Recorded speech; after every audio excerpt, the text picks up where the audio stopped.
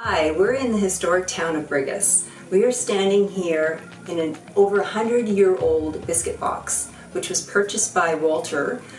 We met up with him on social media a few days ago. We're going to be following his progress on his renovation of this home, so keep an eye out for upcoming episodes.